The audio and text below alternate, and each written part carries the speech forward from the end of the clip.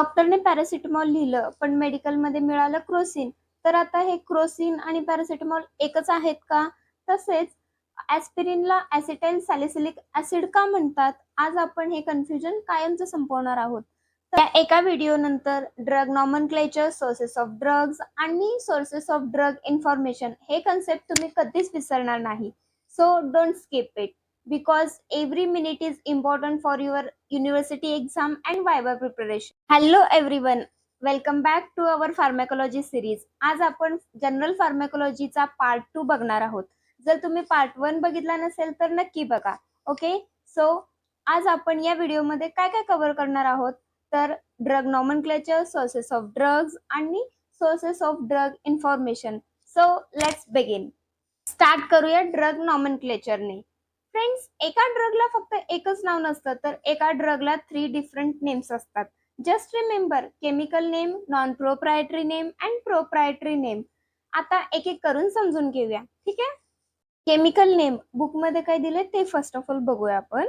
तर definition is it denotes the chemical structure of drug. For example acetyl salicylic acid is the chemical name of aspirin and N-acetyl P-aminophenone is the of paracetamol. It is not suitable for use in a prescription. Chemical name म्हणजे काय तर एखाद्या ड्रगचं chemical structure दर्शवणारं नाव. हे नाव खूप मोठं असतं आणि खूप कॉम्प्लिकेटेड असतं. फॉर एक्झाम्पल ॲस्पिरिनचं केमिकल नाव काय आहे तर ॲसिटाइल सॅलिसिलिक ॲसिड. आणि सेकंड बघूया ते म्हणजे पॅरासिटामॉल. पॅरासिटामॉलचं केमिकल नेम काय आहे तर N-acetyl P-aminophenol. एवढं मोठं नाव असतं आणि हे खूप कॉम्प्लिकेटेड असतं म्हणून डॉक्टर्स हे प्रिस्क्रिप्शन मध्ये यूज करत नाहीत. Okay, simple trick. आता एवढंच लक्षात ठेवा, केमिकल नेम म्हणजे केमिस्ट्री लॅब. इथं फक्त तुम्हाला स्ट्रक्चर आठवायचं आहे, प्रिस्क्रिप्शन नाही. Okay, it is simple. आता बघूया नॉन प्रोप्रायटरी नेम, यालाच जनरिक नेम असंही म्हणतात. फर्स्ट ऑफ ऑल डेफिनेशन बघूया जे बुकमध्ये दिलंय. It is signed up by competent specific body or authority. WHO along with its members countries selects and recommends the international non-proprietary name INN for a drug. Hence, it is uniform throughout the world and pharmaceutical ingredients. Okay. Important now म्हणजे generic name. यालाच non proprietary name किंवा INN म्हणजे international non proprietary name म्हणतात. हे नाव WHO recommend करतं आणि हे नाव संपूर्ण जगभर सारखंच असतं. For example chemical name acetyl salicylic acid आणि त्याचं जनरिक नेम आहे ॲस्पिरिन. दुसरं उदाहरण बघूया ते म्हणजे पॅरासिटामॉल.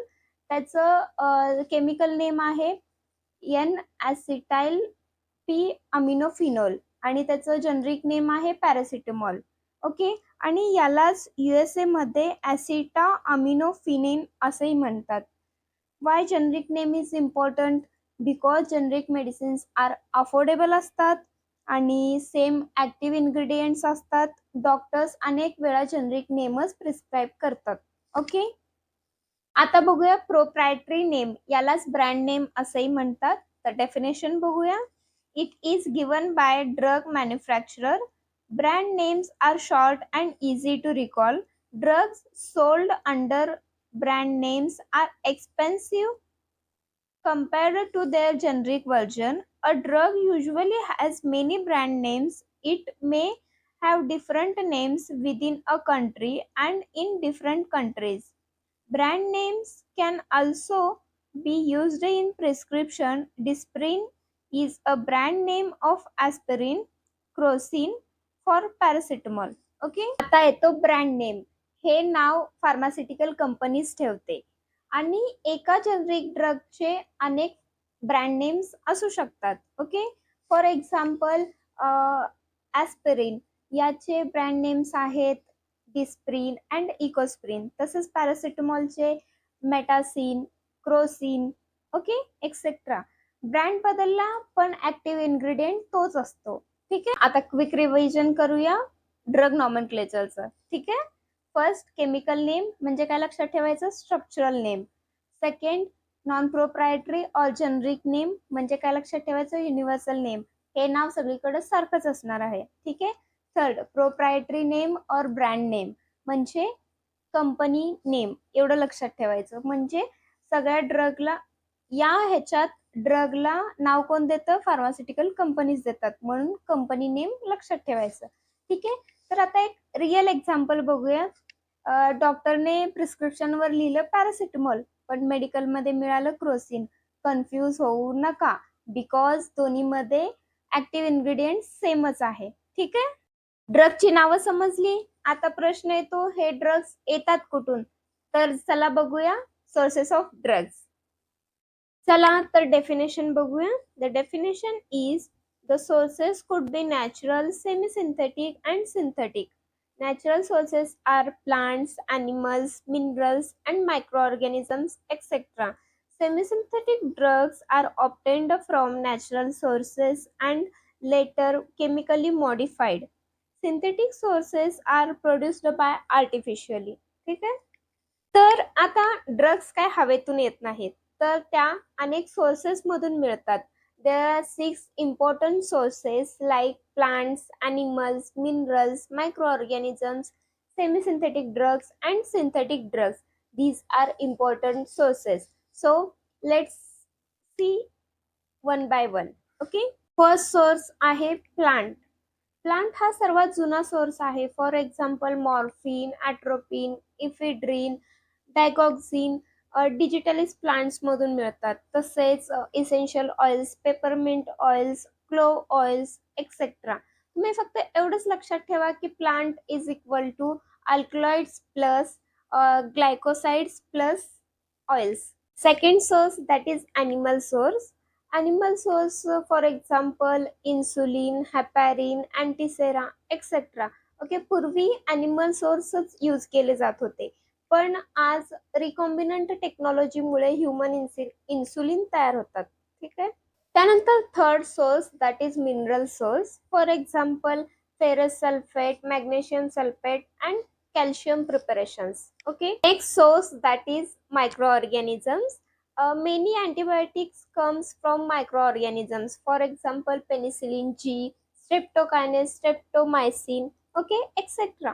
आणि तुम्ही सिंपल ट्रिक एवढंच लक्षात ठेवा की microorganisms is equal to antibiotic factory.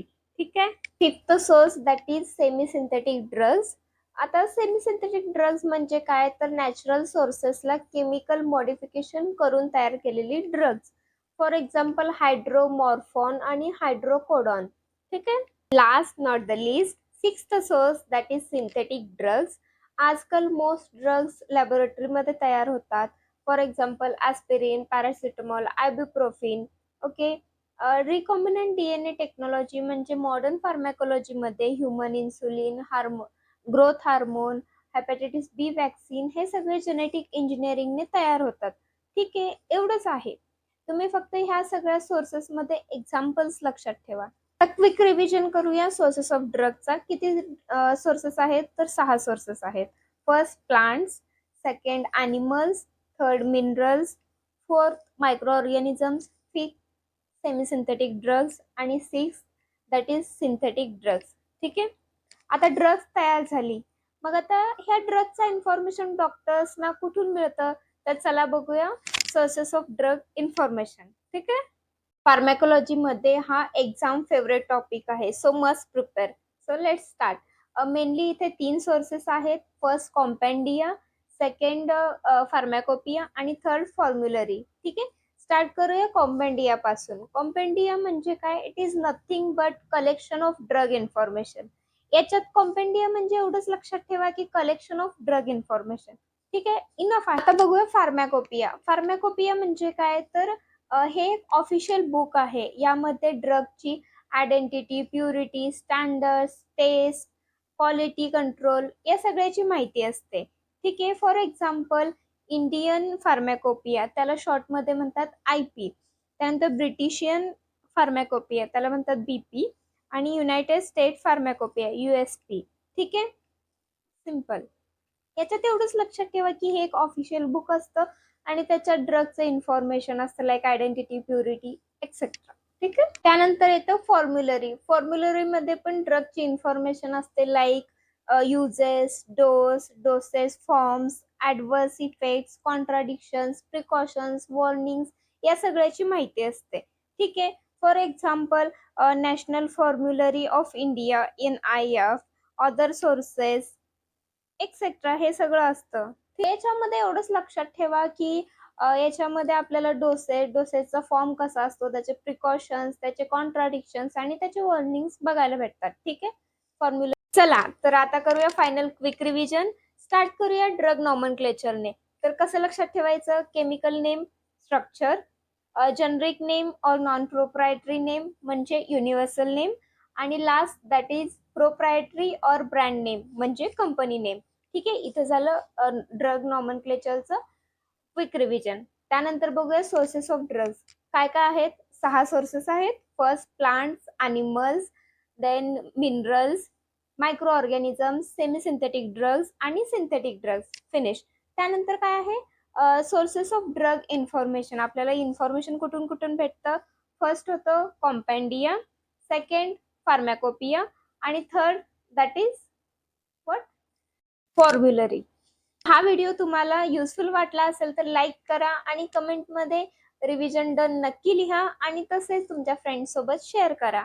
पुढच्या व्हिडिओमध्ये आपण रूट्स ऑफ ड्रग ॲडमिनिस्ट्रेशन बघणार आहोत, जो जनरल फार्मॅकोलॉजीचा मोस्ट इम्पॉर्टंट टॉपिक आहे. So don't miss. Until then, keep learning, keep growing and remember, a good doctor doesn't just memorize drugs, they understand them. ठीक आहे.